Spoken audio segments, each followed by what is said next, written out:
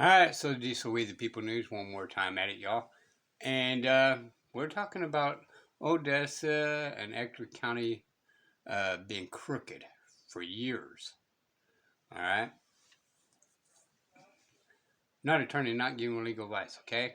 Just opinions only, even though it seems like I'm making a claim. Now, when I say facts, it's because I've been there. Okay, I do have first-hand knowledge of it. All right? That being said, let's keep going. Clean my hands so I could go, even though they dismissed the civil case, which they're going to, no federal court's going to make a decision upon custody and anything tied to custody. But I'm able to go back to the lower court clean hands because of that federal judge, that honorable federal judge. But I'm able to go back. All right. We're going to pause that right there for a second so that way you can have a clear view, allegedly.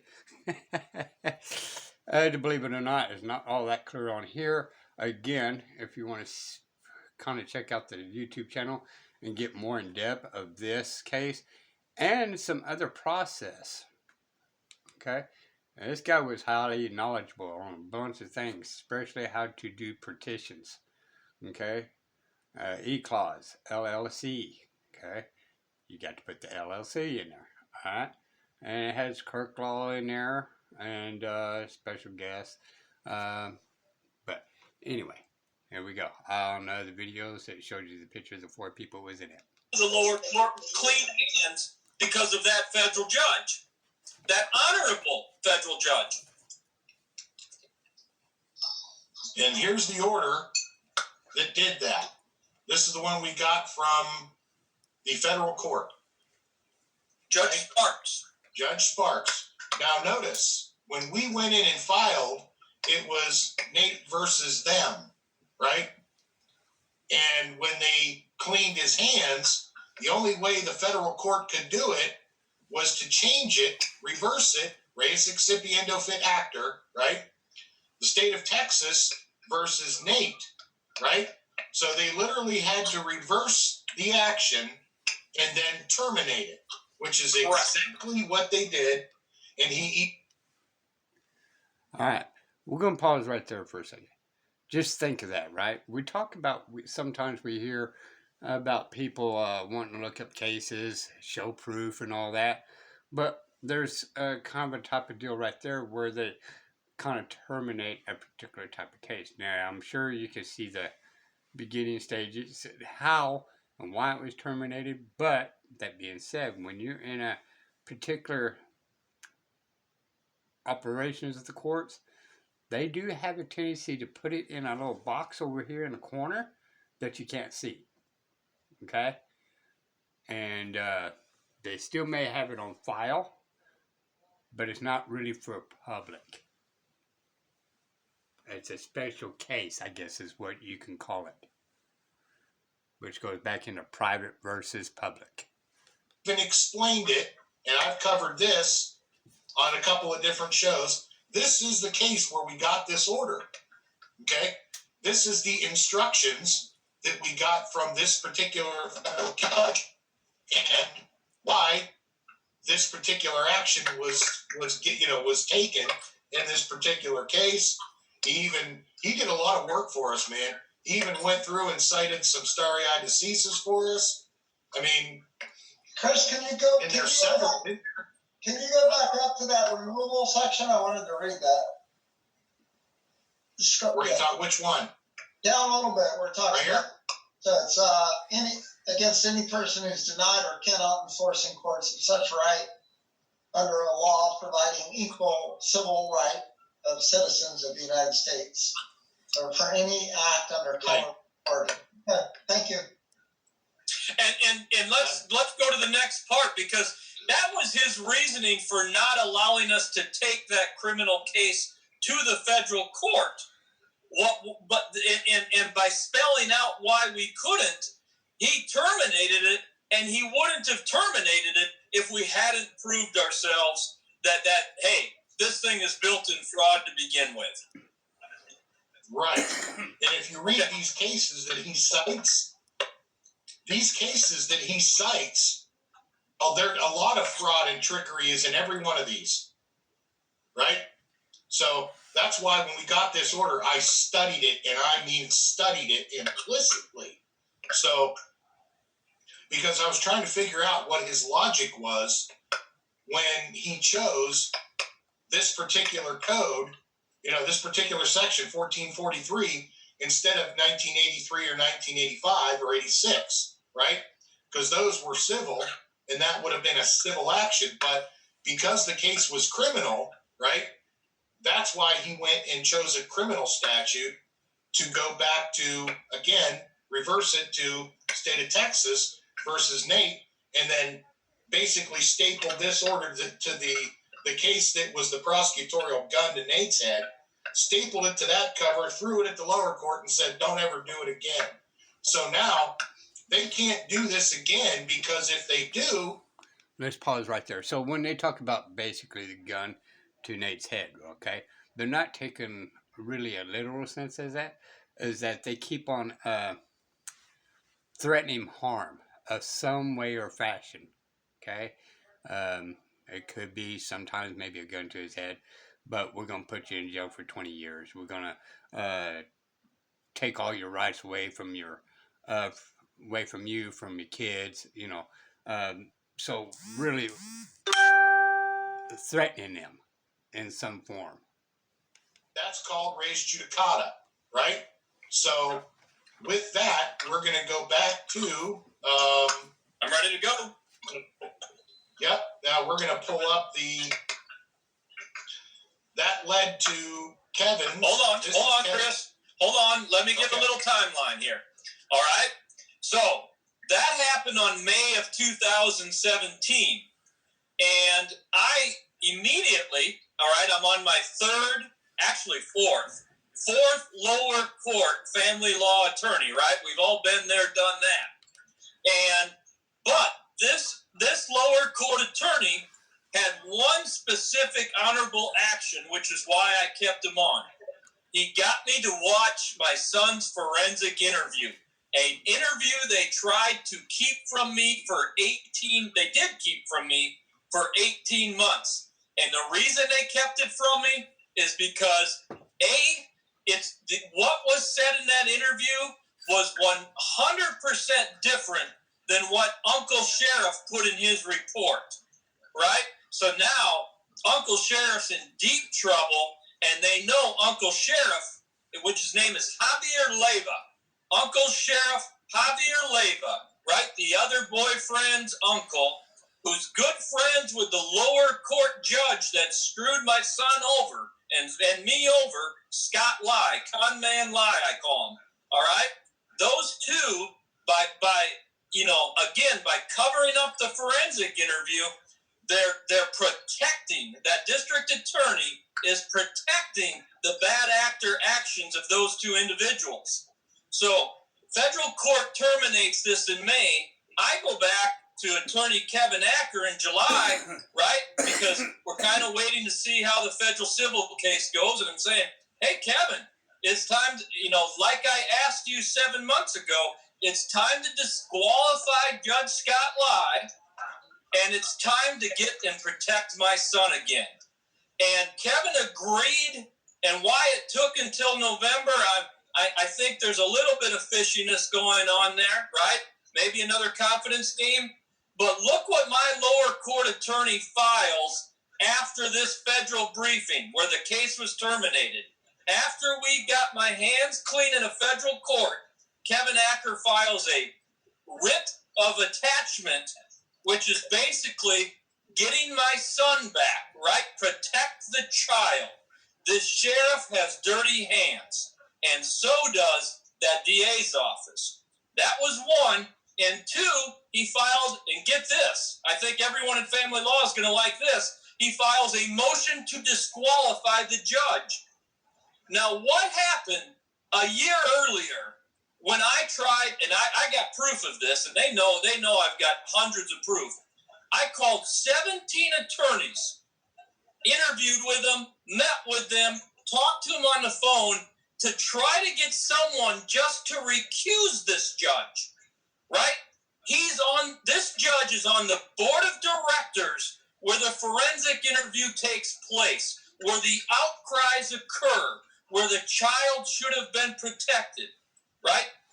This judge is on the board of directors. He should have removed himself from this case day one. Not to mention, witness tampering communicated with Uncle Sheriff before our first hearing. So you would think, right? 17 attorneys throughout the state of Texas, somebody will recuse him. All a recusal is, slap on the wrist, don't do it again, right? Don't get a bunch of these. None of them wanted to touch a recusal. And that's where I point to John Gentry's report. Texas, when bringing a recusal or disqualification complaint to the Judiciary Committee in Texas, any non-law professional has zero success going to the Judiciary Committee in Texas. 100% are dismissed of all those complaints. So, Attorney Kevin Acker filing a motion to disqualify is huge, folks. That's a significant, honorable step. And he did that because of what Chris and I did in the federal court. Nate, do you think that was trying to cover the bad actor judge's ass and not so much a good move or a move, a moral, proper move, but it was with the intent of protecting a bad actor? The motion to disqualify? Yeah. How would that be protecting him? Get him off the case so that he's no longer involved. No. That's why I mentioned the recusals, John. A recusal, and remember, this is after the fact. This isn't at the beginning. This is after 2 years of fraud and corruption, right? After the fact means I screwed up and should have did this 2 years ago. That's a huge no-no. If this was a motion to recuse 2 years earlier, I agree, John, it could have been to protect that judge. The fact that he's filing this 2 years later, that's deep no-no for that judge. And that led to what? I'm glad you asked that question, because guess what happens to the judge? Less than 30 days later, he announces his resignation from the bench. I'm going to go back and practice law. You know, hey, buddy, you got a motion to disqualify on your table, and you ran like a little con man that you are. See, that sounds like the whole thing is to protect that judge to me. Can't. This is after the fact, John. That disqualification. Now, you're right. No one signed it, and he ran. So that's part of the con game of protecting him. But they got caught. At the end of the day, Kevin had no choice but to file this, and I still call it an honorable action. Even if the intent was to run and hide and to buy time, it doesn't matter. He put it on paper, and he put it on the docket. Okay. Which I do agree to a certain degree on that, right? There was a partial win. But if fraud is a crime, why was the guy not in jail? Okay, we're going back into still protecting one another within reason. Look, I'm not going to put you in jail, but, you need to go ahead and try to find another career. But and we go back into the previous cases I talked about, right? Nobody is held accountable for when they commit crimes. They're not spending time in jail. When the codes or the statutes or rules or regulation specifically says what the punishment of the crime is. I mean, you go sit in jail for 2 years. But these people are supposed to know all these things. Don't spend 10 minutes in jail. Just saying. We all are kind of accepting that they don't go to jail. And we need to kind of push more towards, hey, look, if we go to jail, you guys go to jail. So, but there we go again. It's a corporation. How many CEOs do you see go to jail? Oh, I didn't know what my employees are doing. Oh, don't come and get me. Keep going, brother, because this is a but wait, there's more moment. All right, so we got rid of attachment, protect the child in November of last year. We got motion to disqualify November of last year. A month later, con man Scott Live runs and hides, goes back to being an attorney, and says, all right, you caught me, but I'm still safe. I'm going to make money over here. Well, we're not done with that disqualification. Now, what did the other party do, right? What did the attorney, Anthony Robles, I call him Fat Bastard because you all remember the Austin Powers movies. He resembles that character a little bit, all right? And the offending parent, how do they respond? Remember, Chris has gone over for the past year 30, 60, 90. 30 days, 60 days, 90 days. We're dealing with an equity court. It's about fiduciary timelines, right? You got abuse on the table. You need to respond within that 30 to 60 day timeline. Well, they respond with a motion with 54 counts of extortion that was signed in December of 2018, approximately 30 days after our motion for writ of attachment. Chris, that's the bank statements. Do you have the actual extortion claims? Isn't this the evidence that they were paid? Okay, go ahead. We'll show them right now. I have, out of those 54 claims, let me explain something real quick. 30 of them are health insurance claims from years ago, from 2 or 3 years earlier, and they're $83 payments that they're saying I did not make. Whether the attorney said it or whether she said it, doesn't matter. They both collaborated and filed these motions. 30 attempts of contempt against me for saying I didn't make these payments. Well, right here, Chris is showing you 30 months from a bank statement of $83 going out of my account to a joint account and leaving that joint account to the offending parent's account. This is 100% proof of extortion, because what are they trying to do with those 30 claims of contempt and 54 total? They're trying to put me in jail for 6 months on each contempt case. So 6 months times 54, 27 years of prison for a debt I've already paid. So they're using extortion, perjury, fraud, and subordination of perjury to try to put me in jail for 27 years, right? No crimes. And oh, by the way, when they filed this in December, the child support balance was zero. I paid everything. Despite a child abuse cover-up, I paid my child support. Despite the frauds and misconduct at the beginning of this case, I paid almost 2 years of child support. They still had to find a way to dirty my hands, and they came out with 54 contempt charges to put me in jail for 27 years. And there's your proof of extortion. They've already been paid. And All right, we're going to end it there. So, this is not the only place it's going on. This is happening as well as nationwide. We're just not digging in deep like these people are. Okay? Don't know how to do it and all that. This is taking studies, digging in for information, and all that. Okay? But it doesn't change the fact they're still doing this to a lot of innocent people. Peace of We the People News. Bye.